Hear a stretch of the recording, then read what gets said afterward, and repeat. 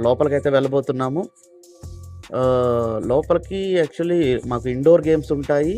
అలాగే ఇండోర్ గేమ్స్‌లో మెయిన్‌గా చూసుకున్నట్లయితే టోర్నమెంట్స్ కూడా కండక్ట్ చేస్తారు ఫ్రెండ్స్. సమ్‌టైమ్స్ లైక్ చెస్ గానీ ఇలాంటివన్నీ కూడా టోర్నమెంట్స్ ఉంటాయి.